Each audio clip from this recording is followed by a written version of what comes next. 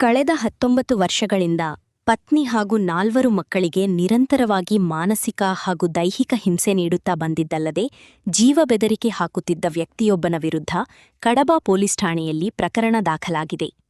ಕಡಬ ತಾಲೂಕಿನ ಕಳಾರ ನಿವಾಸಿ ಮಿರ್ಷಾದ್ ಎಂಬಾತನೇ ಪ್ರಕರಣದ ಆರೋಪಿಯಾಗಿದ್ದು, ಈತನ ಪತ್ನಿ ನೀಡಿದ ದೂರಿನ ಮೇರೆಗೆ ಪೊಲೀಸರು ಎಫ್ಐಆರ್ ದಾಖಲಿಸಿಕೊಂಡಿದ್ದಾರೆ. 2007ರಲ್ಲಿ ವಿವಾಹವಾಗಿದ್ದ ಈ ದಂಪತಿ 4 ಹೆಣ್ಣು ಮಕ್ಕಳೊಂದಿಗೆ ಸಂಸಾರ ನಡೆಸುತ್ತಿದ್ದರು.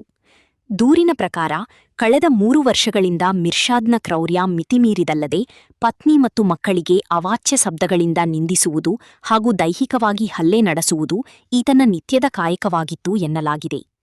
ಮದುವೆಯ ಸಂದರ್ಭದಲ್ಲಿ ನೀಡಿದ್ದ 15 ಪವನ್ ಚಿನ್ನ ಹಾಗೂ 1.5 ಲಕ್ಷ ರೂಪಾಯಿ ಹಣವನ್ನು ಮಿರ್ಷಾದ್ ಸಂಪೂರ್ಣವಾಗಿ ಖರ್ಚು ಮಾಡಿದ್ದಾನೆ. ಅಷ್ಟೇ ಅಲ್ಲದೆ ಪತ್ನಿಯ ಹೆಸರಿನಲ್ಲಿದ್ದ ಮನೆಯನ್ನು ಆಕೆಯ ಅಕ್ಷರಜ್ಞಾನದ ಕೊರತೆಯನ್ನು ಬಳಸಿಕೊಂಡು ವಂಚನೆಯಿಂದ ತನ್ನ ಹೆಸರಿಗೆ ವರ್ಗಾಯಿಸಿಕೊಂಡಿದ್ದಾನೆ ಎಂದು ದೂರಿನಲ್ಲಿ ವಿವರಿಸಲಾಗಿದೆ.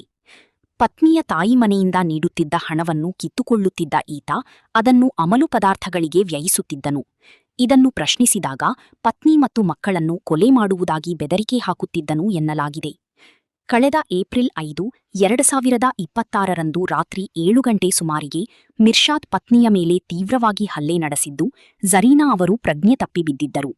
ಬಳಿಕ ಘಟನೆಯು ಅಕ್ಕಪಕ್ಕದವರಿಗೆ ತಿಳಿಯಬಾರದೆಂಬ ಉದ್ದೇಶದಿಂದ ಅವರನ್ನು ಸಂತ್ರಸ್ತೆಯ ತಂಗಿಯ ಮನೆಗೆ ಬಿಟ್ಟು ಬಂದಿದ್ದನು.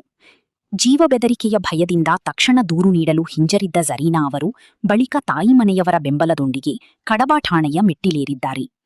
ಈ ಬಗ್ಗೆ ಕಡಬ ಪೊಲೀಸರು ಭಾರತೀಯ ನ್ಯಾಯ ಸಂಹಿತೆ 2023ರ ಸೆಕ್ಷನ್ 85ರ ಅಡಿಯಲ್ಲಿ ಪ್ರಕರಣ ದಾಖಲಿಸಿಕೊಂಡಿದ್ದರು. ತನಿಖೆ ಚುರುಕುಗೊಳಿಸಿ